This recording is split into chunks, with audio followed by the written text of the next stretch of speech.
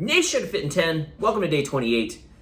We are officially 4 weeks into the challenge, if you can believe it. 4 weeks, one more week, and we'll be halfway through. Goes by super fast. Yesterday I talked about the importance of dietary carbohydrates when it comes to dieting, and you could ask, well, wouldn't it be better if I ate less carbohydrates? Isn't less carbohydrates better? Aren't just less calories better? Of course, I've gone through this, and the whole idea here is that we need to look at this as a process. We need to look at this as something that is reasonable, which will allow us to be consistent and allow us to keep going. I've touched upon the fact that you want a happy medium of calories because you really are just going to end up spinning your wheels. You're going to plateau faster if you go lower calories, etc. But we'll talk more about the importance of calories in a future video. I did already do a video on it, but there's more to talk about that, especially when it comes to yo-yo dieting. Let's talk about dietary fat. Why does it matter? Isn't low fat better? Again, happy medium. Okay, so what's a happy medium? Well, a decent amount of your calories, and we could play with this a little bit. But definitely I would say we don't want to go lower than 20% of our calories coming from fat. And if you are on lower calories, you probably want to have more of a percentage coming from fat. All right, so why do we need fat? Well, it is necessary. Number one, it is necessary for lipid-based hormones. Okay, testosterone, estrogen, progesterone, other non-protein-based hormones. Okay, hormones are either made of fat or protein. It's also necessary for neurotransmitter delivery.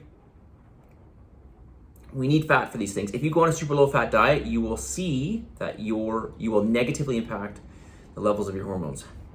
Number two, necessary for cell integrity, specifically the cell wall. And more specifically within the cell wall, cholesterol, and cholesterol would be considered in the class of lipids, okay, and fats fall under lipids. And essential fatty acids, okay? So those specifically, cholesterol, I'll say it again, cholesterol, very important for the cell integrity, for a cell's integrity, specifically the cellular wall, and this wall is super important. It plays a major role in communication with other cells and other processes in the body. So we've got, I don't know how many cells, but we can reasonably assume that we've got billions. I'm not sure if anybody really knows. I think there's just estimates thrown out there. But we've got definitely billions. Maybe we've got trillions. And cells are like little factories or little cities in and of themselves, doing stuff all the time. And they are constantly communicating inside and outside. The body is constantly communicating amongst each other. Signals are going inside the cell and outside the cell. And the cell membrane has a primary role in this. All right, so we need fat for this. Number three, satiety. Okay, now I don't often mention fat for satiety, but there's basically three things. You probably know two of them, right? Protein and fiber, protein and fiber, protein and fiber. Third one being fat. Now I don't often mention fat because fat is very calorie dense. So we got to watch the amounts of fat that we have. But nonetheless, it is highly satiating. Number four, fat reduces the release of sugar. The amount that gets released at any one time into the bloodstream, just like fiber does and protein does. So this is important, right? We are slowing down the release. We are essentially lowering the glycemic index of sugar by adding fat in. So fat helps to slow the release of sugar into the bloodstream. Okay, and this is a good thing. This is important. Okay, so we get a more it's like a moderator for sugar, right? It's letting in a bit of sugar at a time. Remember when we were going through the pandemic and you had to line up outside of a store? There was somebody watching the doors and they would only let a certain amount of people in. This is sort of like what fat does or fiber does or protein does. It just lets in a little bit at a time. Okay, now obviously this is gonna going to matter how much fat you have, how much sugar you have. But in essence, that's what it does. Number 5, you need fat for the availability or bioavailability of certain fat-soluble vitamins, like vitamins A, D, E, and K. You need fat for that. Okay, you need dietary fat. So if you want to be able to absorb and utilize these vitamins, you need to have dietary fat. Number 6, we need it for the production of dopamine and acetylcholine. These are important neurotransmitters. And you've heard me talk about dopamine many, many times. Okay, acetylcholine is super important, just for a whole host of things, but including, not limited to, but including just general movement. The ability of you to pass a signal from your brain to your limbs, okay, would be an example. You need acetylcholine for this.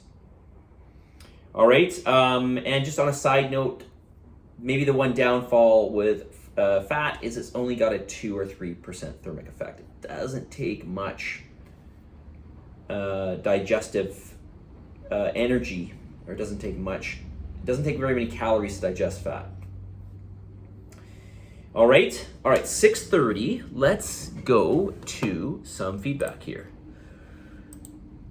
So this person completed 3 cardiovascular sessions and 3 weight training sessions. That's awesome. This is under something they can improve upon for the following week. I want to batch cook proteins. Monday salmon, Tuesday chicken, etc. This will hopefully increase my ability to plan. I want to be within 10% of my macros, something I have yet to do. If you pre-plan, if you pre-make your food, and especially if you put it into small groups like Tupperware or whatever, glass containers would probably be better, and you have it ready to go and you just grab it, this is a recipe for success, 100%. So something I recommend doing, okay? Pre-plan your meals, pre-make them, and you're gonna be so much better off. If you have to leave the house, you literally just go in your fridge and you grab some of those meals. It's that easy, okay? You just have to spend the time doing it, but then you're gonna save the time in the future. You don't have to go searching for food. You don't have to make food on the spot, which is gonna be less efficient, right? If you're always making meals on the spot, it's less efficient. You're probably gonna save money because you're not gonna be buying food outside. And if you are getting food outside, you have to go and physically get it, right? So that takes time. And of course, if you're getting food from the outside, chances are you don't really know exactly what you're getting.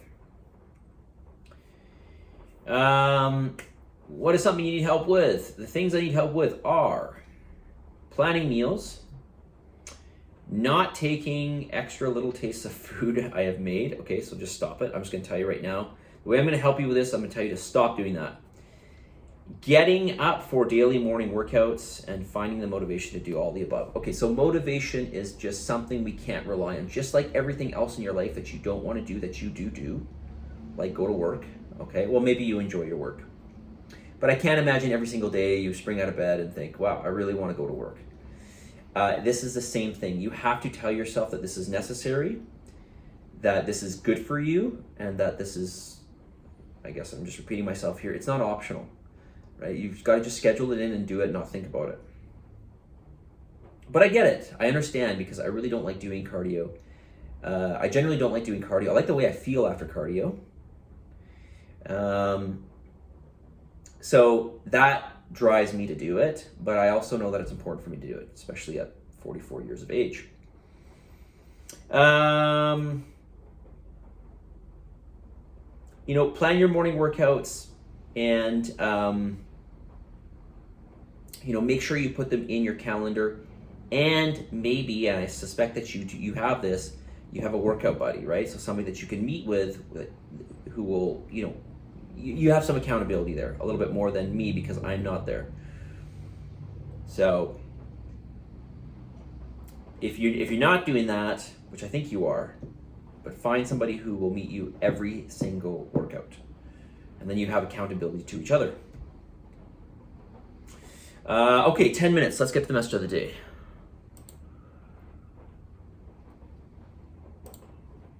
On this day 28, 4 weeks in. I can't even believe we're 4 weeks in already. All right. Just a reminder to you that you cannot lose in trying, and this whole thing is not in vain. You cannot lose in trying, and I guarantee you, if you keep trying, you will get closer to where you want to be. If you don't get exactly to where you want to be, you will get closer. The only way you will not get to where you want to be is if you just give up. Okay? So, and that will lead me into what I'm going to talk about next week a little bit in terms of a certain theme with the challenge. But you can never lose in trying. Try, expect to fail, expect to have hurdles, expect for things to come up, expect to have times where you think you're not cut out for this, etc., etc. But the reality is those who succeed are those who keep trying. Positive energy, positive vibes, believe in yourself, for the love of God, give some gratitude, and I'll talk to you all tomorrow.